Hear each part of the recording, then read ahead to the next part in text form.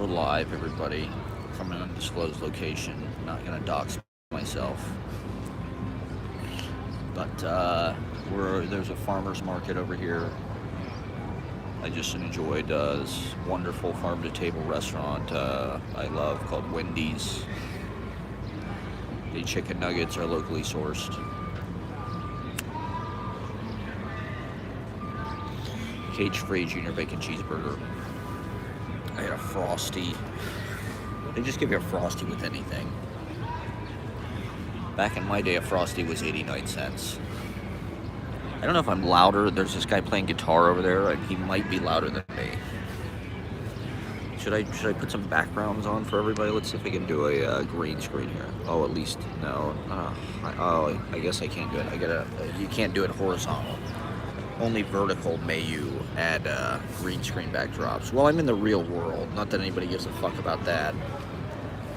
I was in Washington Square last night, and then that Lorde thing happened. I left way before it happened. I was there around like 7:30. She was supposed to be there at 7, I think. And then she posted on her... I wasn't there for that. I was just in Washington Square because...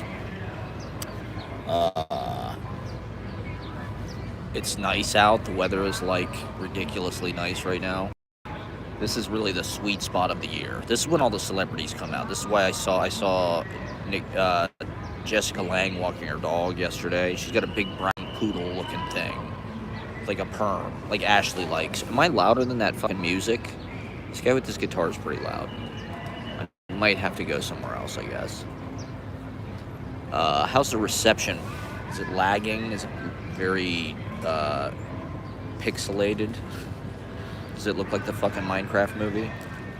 Lava chicken, chicken lava. I'm sorry, I'm into lava chicken, okay? Lava chicken, chicken lava. Oh, you unliked it. They unliked the Minecraft. I had a like and it got taken away. That's the worst. Begging for likes. Holding out my fucking cup, my tin cup. Please, some more. Could I have some more validation, please? God, I'm not gonna be able to do this here. I'm gonna have to walk. Fuck it. I'm gonna go to Bleecker Park. I can't do this here.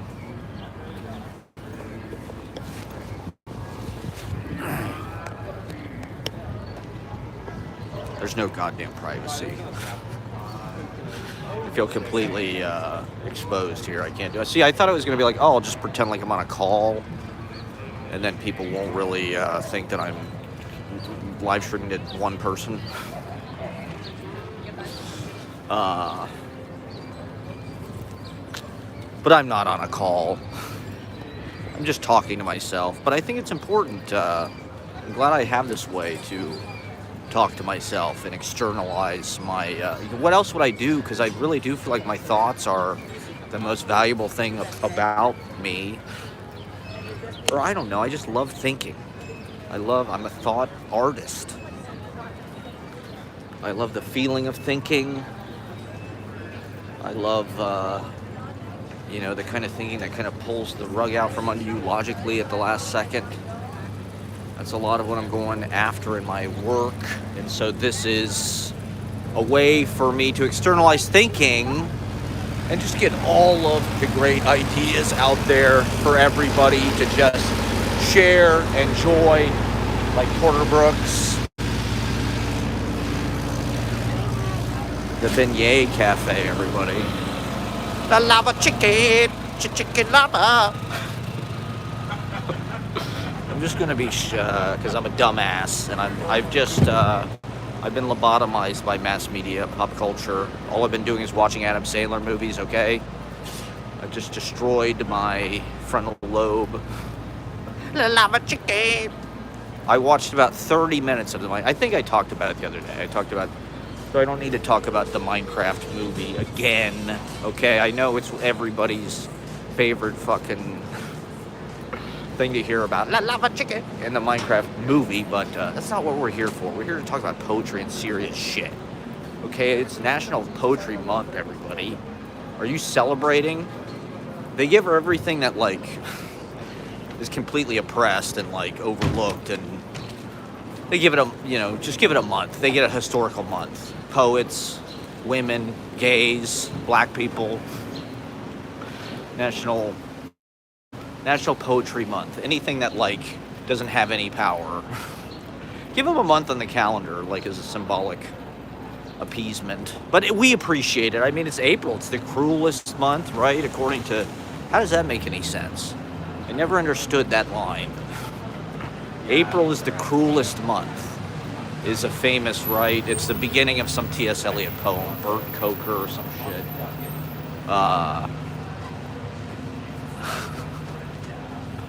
April is the cruelest month. Do you agree? I think it's dope.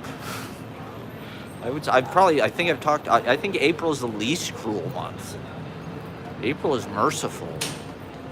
April is like being let out of jail.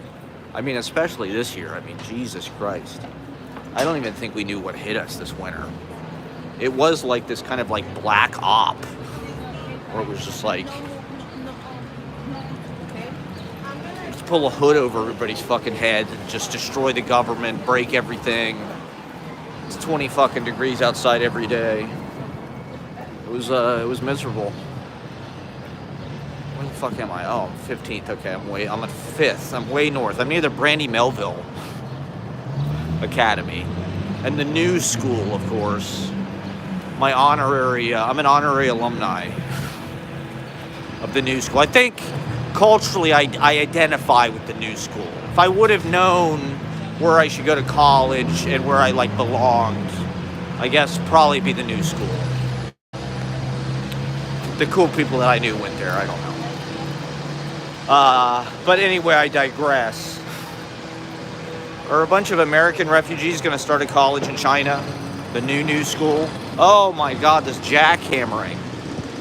Do you hear all that jackhammering? How am I supposed to fucking complain and yap? The people can't hear my yapping over all this fucking jackhammering. Ugh. Yeah, so this is part of the fun, everybody. This is New York. This is why I just let there be interruptions in my poetry and in my work, because that's the sound of life. Listen to that. They're fucking drilling. Sounds like the dentist. Oh, there's Performix House. Look at Performix House, everybody. Alright, we're gonna get psychedelic. I charged my phone last night at that Link NYC kiosk right there. I charged my phone at that Link NYC kiosk right there last night. Because I'm transitioning to homelessness. I'm experimenting with homelessness. I mean, maybe only the homeless are truly free. I mean, they're not bound by walls or leases. Maybe that's naive. I'm sure it's a nightmare in this country at this time. But a lot of people are homeless because of the wealth inequality. It's not,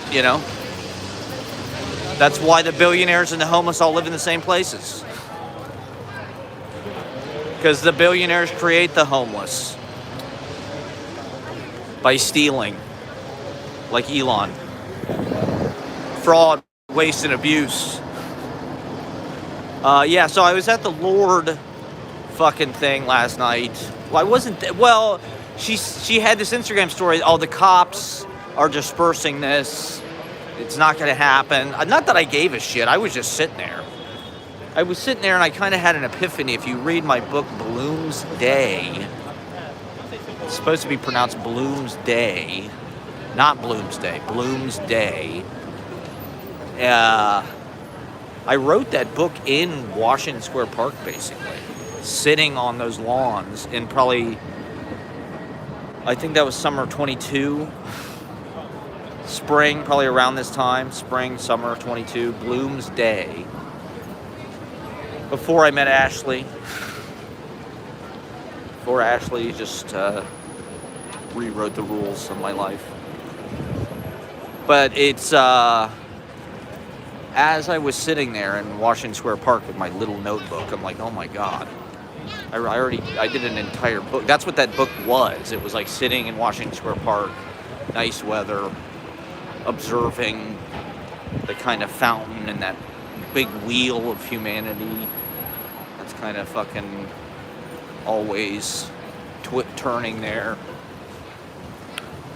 And I don't know, Washington Square Park has become this like crazy like content. I mean, I suppose it always has been, but it's been weirdly, in a certain way, I feel like it's the most unoriginal place to do content. Like everybody, fucking Don Lemon is in Washington Square Park, like interviewing fucking people. It's like everybody who wants to film like an interview thing or do some kind of live, like Lorde. It's like, oh, I'm gonna do my fucking album publicity in Washington Square Park because it's just like this living. It's weird. It's like come to life with TikTok in a new way, in kind of a crazy fucking way. And I'm trying to be a pioneer of that.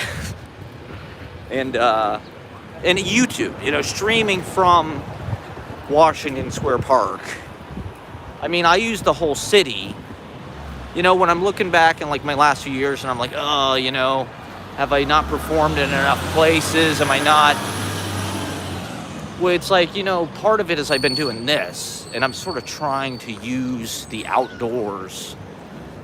Like, do I really want to go sit in a fucking open mic that costs $5 or $10 right now, like in the middle of the afternoon? Like, part of the experiment, and in a certain way, this is the dream. This kind of is the dream fucking show. It's just like, I can do a show anywhere, anytime, walking around. It's like hiking with Kevin. Have people seen Hiking with Kevin? It's basically the same fucking concept. He just got a selfie stick and a fucking, he does this. Except he has extremely famous friends that he knows. Should I go to Washington Square? I kind of want to do something else right now. What street is this? 11. Yeah, I'll go over here. Let me turn here. It's kind of a new. So, I like just being on location and hosting kind of a stream of consciousness news magazine of recent diary events, political, George Templeton Strong reportage. I have been seeing clips from everybody's live. I think that's part of the reason, like, I've been on this kind of Mulaney, like, reading. I don't know. It's just like he kind of, I've been like learning bits and pieces about him here and there. Sort of against my will, but also kind of like in Reddit. Reddit is this incredible human resource. And there's just things in common that I'm like, oh, I didn't expect that. And like he's mentioned Gene Shepard and whatnot.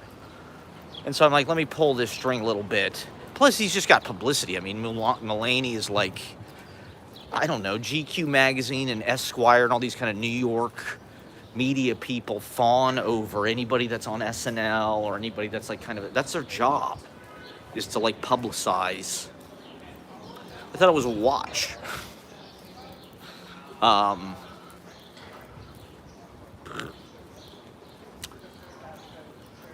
Celebrities and big media projects and products, right? It's just like, hey, we got to make John Mulaney famous because he's this big NBC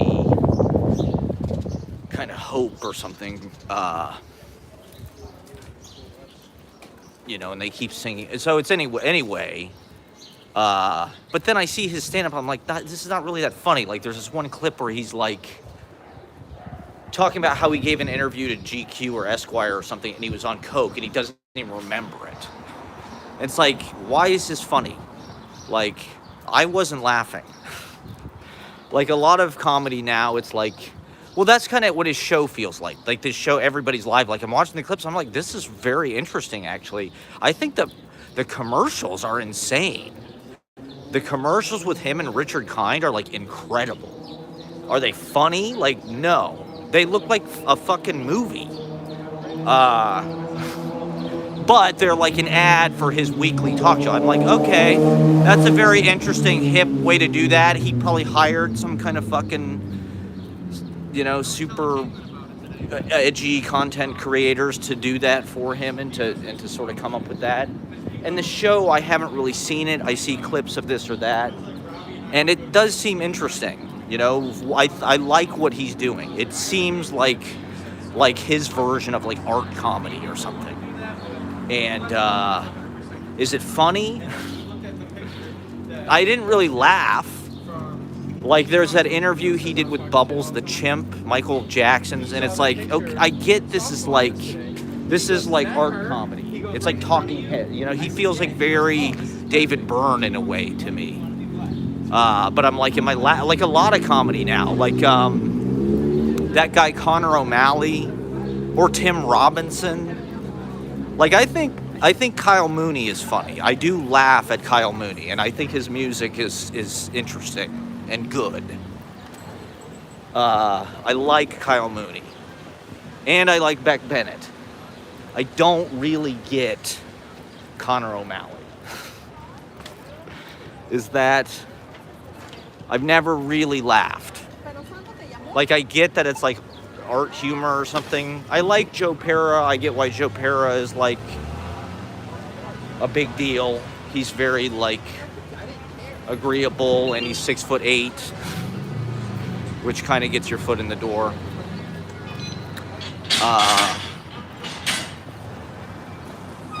So I like, here's Travelers and Poets, or whatever the fuck this restaurant is. Travelers, Friends, and this place is really interesting. This Milligan place is my. By the way, Jason T. Cucker, if you're watching, is my mirror on, or is this?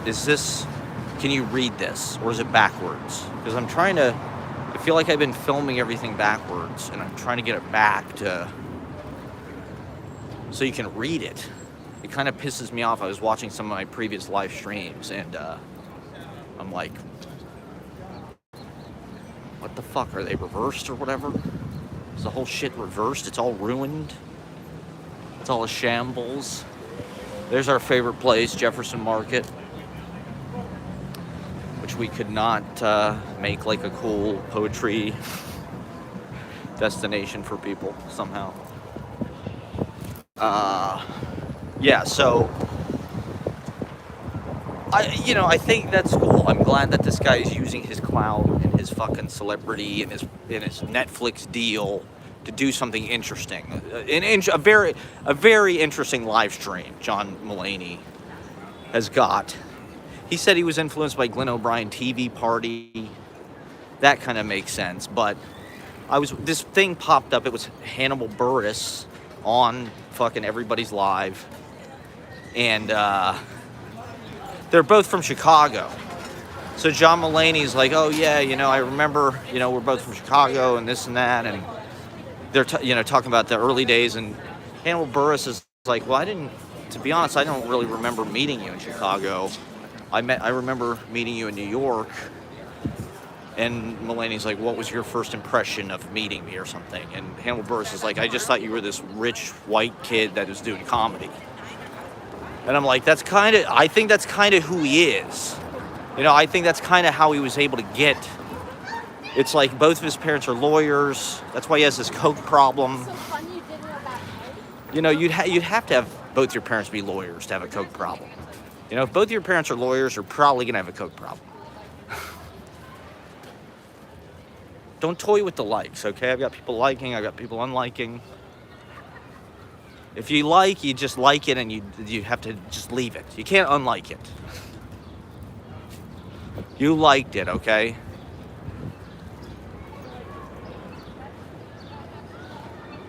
Don't regret it. Don't feel ashamed. Oh, what a nice day. Jesus Christ. I forgot this even was a possibility. Forgot even what this was like. Oh my God, okay, so, I don't know. I mean, he's an example, I guess, of, like, he went to fucking Georgetown. He's not just, some hardscrabble poor fucking kid that like was so talented he got through. You kind of get that in his humor. That's what I get from his humor. It's like, I don't know.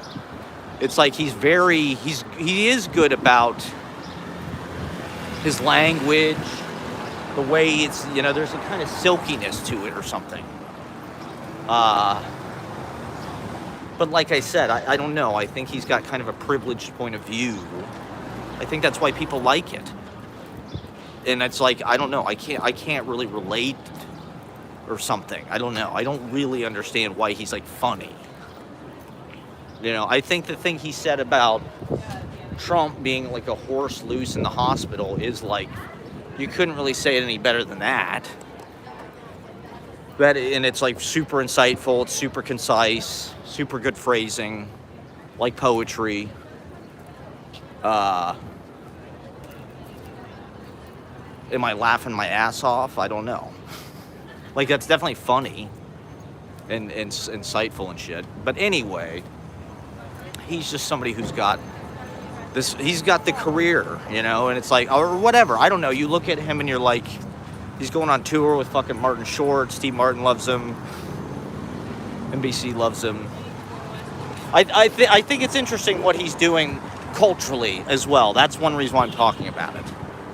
Because like I do pay attention to these things, like the Minecraft movie Lava Chicken. Okay, chicken lava. I do pay attention to this shit. And if there is something culturally worthwhile out there, I do feel like it's good to talk about it rather than just be negative all the time about modern culture or whatever, modern art. La lava chicken. I'm trying to figure it out. What the fuck, the Minecraft movie? Why, God? La lava chicken.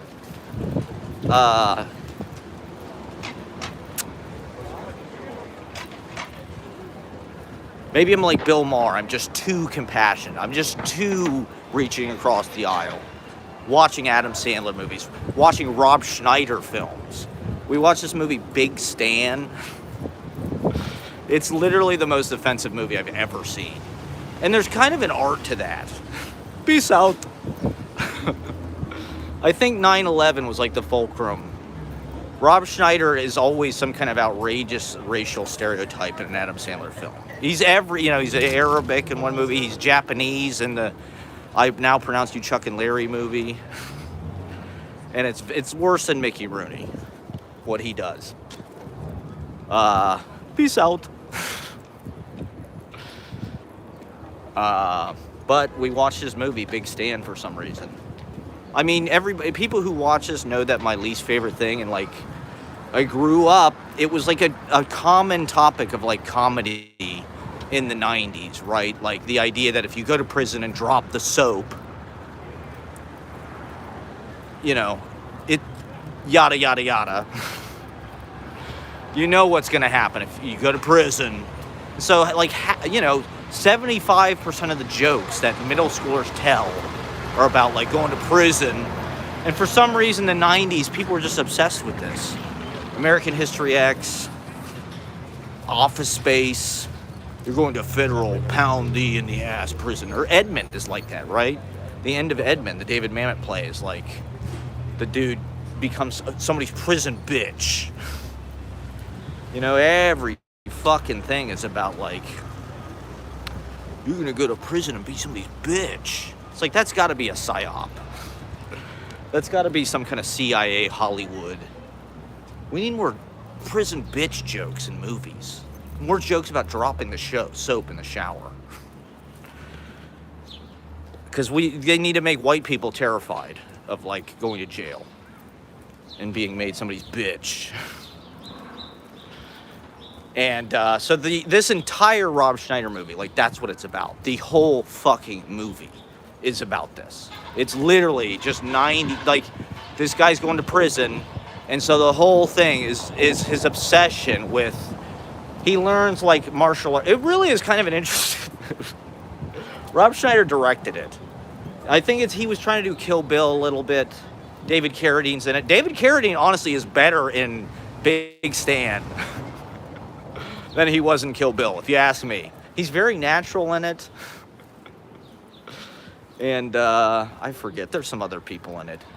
Rob Schneider has just had an illogically successful career, and that's kind of even before the Adam Sandler shit. I mean, he's in the Beverly Hillbillies movie.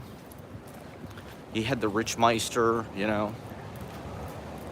So, I don't know. We're trying to assimilate the toxicity, the lead in the water supply by watching Rob Schneider films. But everybody's live, I'm like, is this funny? No, but I kind of like that he's just like this reckless cokehead that's like just living this crazy life and going big with it. You know, it's like there's kind of a devil may care thing about like, let's just do something that's kind of weird. We don't know if it's going to work. Like I said, I haven't seen the show. From what I hear about it, I've seen clips on TikTok. And from what I hear about it, it's like very awkward, and I just like that somebody is doing that with their platform. Like, let me do something interesting that has aesthetics. You know, make it look like To Live and Die in LA or something. And oh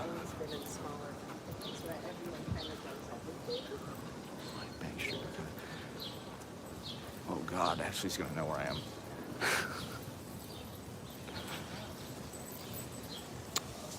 And also, it's a weekly fucking live stream, like live talk show type thing. I think they have a theme every week. He picks like one of them was like borrowing money. So I'm like, okay, that's kind of like the open mic. The open mic is sort of like a similar TV party-esque kind of conceptual talk show happening experiment. You know, I just like that somebody is doing something interesting. And from what I see, you know, I saw like a playlist. John Mulaney had like a Spotify playlist. It's like a lot of Steely Dan, Talking Heads, David Byrne. You know, it's like you can tell there's a certain kind of like New York era that he's into, or just like he kind of knows he's into more kind of esoteric, you know, which in comedy or in culture in general, you don't necessarily see a whole lot of that anymore. You know, the Obama era, I feel like, was maybe like the last time there was sort of like, well, like this clip popped up from Mad Men, which I watched. You know, I watched the whole fucking thing, and to me, Mad Men is as good as any novel. It's basically a novel on television. It's not really like other shows. It's not plot driven. It's not conflict driven. It just kind of unfolds and takes its course like life does.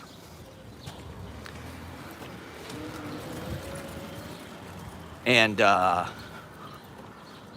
you know, this clip popped up to Mad Men. I think that show came on like 2007. And it was just like, it was so fucking well written. Bert Cooper is like, New York City is like a big watch. You know, it's wound tight and it's precise and it's ticking all the time, and I forget exactly what he says. It's intricate, and Don's like, it sounds like a bomb.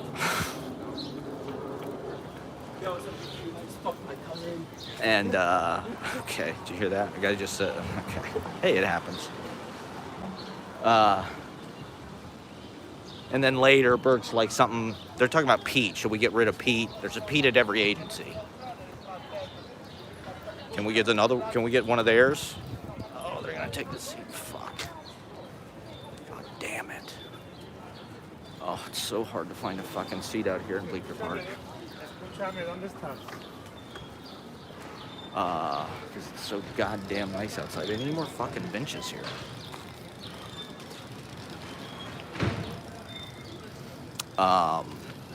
So he's like, something. We don't want him to see us making the sausages. You don't want to see how the sausage is made, or what? I've been thinking about that phrase a lot recently. You don't want to think about how the sausage is made.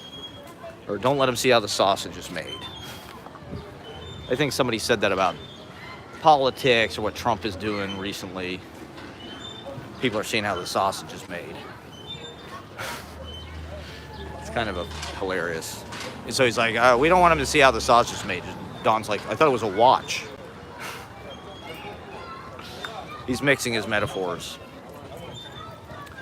But that show is just so well written. Dialogue. It's like something out of a novel, but it's, you know, it works for television. It's so precise. I guess it's kind of like the dialogue in Casablanca or something. It's just like everything is very terse, pithy, to the point, memorable. Apparently Matthew Weiner would write those scenes on a tape recorder, or I think he maybe had a stenographer who would he would just act the scenes out. So he would literally compose the scenes as the characters. You know, he would be Roger, he would be Don, he would be whatever, Peggy, and he would just do the scenes. I think that's one reason why they sound so good, because he wasn't writing them on paper. You know, that was one of the things that was so hard for me doing screenwriting or playwriting, is just how far do you want to take that sort of naturalization, or what, you know, in order to transcribe what human conversation actually sounds like.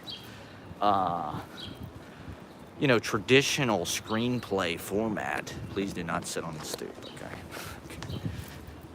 Doesn't really, you know, there's overlapping dialogue, there's interruptions, there's, you know, you might interrupt and then it comes back to me real fast, and then you're talking alongside, you know, it's how do you write that in a fucking screenplay? There are ways to do it, you know, but that's one of the reasons why poetry, I guess, drew me more, because it was there's not quite the same standardization. You just do it. You know, you have ways on the page through the pagination, the lineation, the typography that just put this here for 1 second. That You should chop beef at that pitch. That's Alex's work. Wait, Alex is alive, right?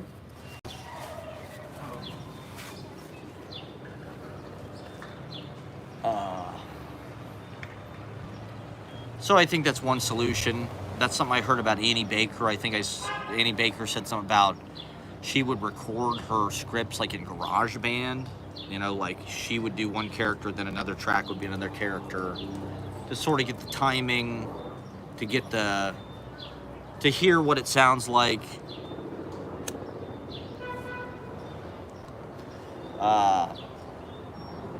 You know, as an actor, I always thought learning the lines from the script was actually probably not the best way to do it, because a lot of times you'll if you're rehearsing or something, you're watching other people do a scene and you hear them do their lines, you're like, oh, he should have said it like this, or, you know, it should sound like this, you know, that line should sound like this. You're not thinking about what it looks like on the page and how to turn that into something that sounds natural. It's I don't know, you're experiencing it in a more pure way, or a more natural, or a more experiential, it's closer to how people actually talk, because you're seeing them do it and you're going, oh no, that doesn't sound right, it should sound like this. Whereas when you're reading lines off a page, a lot of times it's extremely hard to get it to sound like how you think it should sound. You know, as I think when you're trying to act, that's one of the things that surprises you a lot of the time. It's ugh, it doesn't sound, I'm not saying it how I want to say it, or it's not coming out how it sounds in my head. You know, so I get obsessed with these kind of technical considerations and these little kind of form things. And so that's one reason why I was pushed to kind of do this, or try to capture real life or something, because it's like doing that on the page, in a certain way, it's not really the goal for a lot of theater or movies. Like, it doesn't really look like life, and I think that's part of what's important about it at this point. Like 15 years ago, there wasn't just like a complete oversaturation and preponderance of like realism like there is now. Like, it's just like everybody is filming clip farming. This is something the young people are saying. Oh, he's just clip farming. I saw this TikTok video about this teacher was talking about what Gen Z or Gen Alpha slang, clip farming. Everybody's just clip farming now. They're just trying to get content. And, like this Lorde concert last night, she wasn't even there yet. And there was 1,000 people around this fucking fountain in Washington Square. And they're all filming. All these fucking, young, I don't know, 20-year-old Gen Z kids or whatever. And they're all clip farming. But the thing that I thought was interesting about it is they were all filming vertically. None of them was doing this. None of them was horizontal.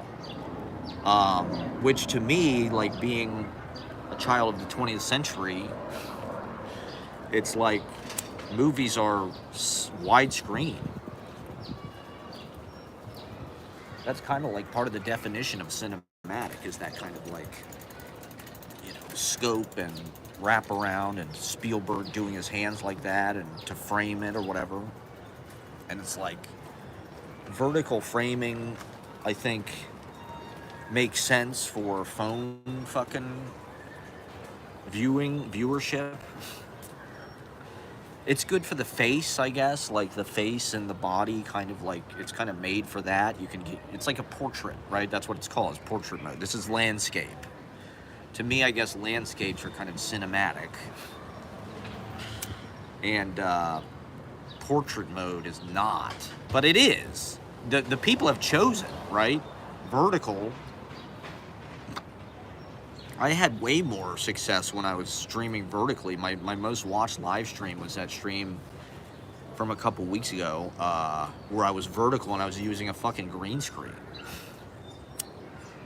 with like a drawing on it.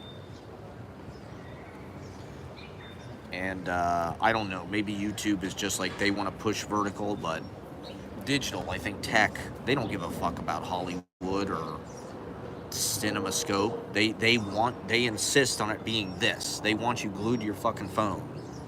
What is it? I heard something, their biggest competitor is sleep. They look at sleep as like, and I've seen that in my own life, the way that TikTok has kind of dug into my own natural biorhythms, and it's just like, you don't want to go to sleep. And something about the adrenaline that's caused by that app keeps you awake. It's very hard to go to sleep after watching TikTok videos for 15 minutes or something, because it's just so fast and it's so fucking juiced. Just, it's all killer, no filler. Watching these, Mulaney clips or chicken lava, or the Pope dying clips, or, did J.D. Vance kill the Pope? Or one thing I've been seeing a lot of recently is Tiger Woods clips. And I like the guy. I gotta say, I like the guy, just from his personality in interviews.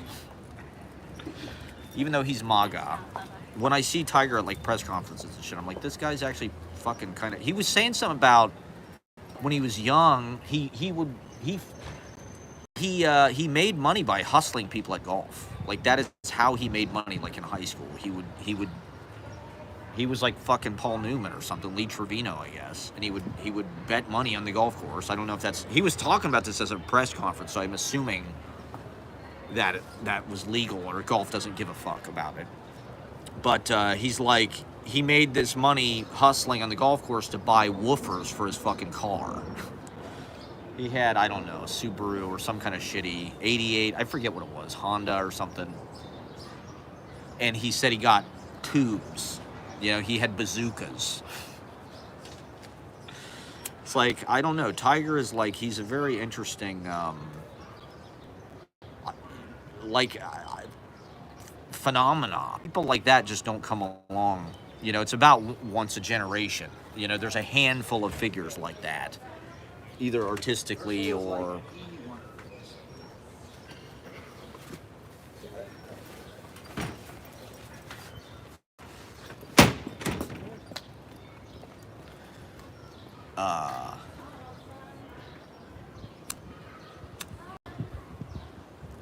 athletically. But I think what he did, you know, because it's such a self-reliant game, you know, golf is just like, it's totally just like one person. It's all you. You've got a caddy.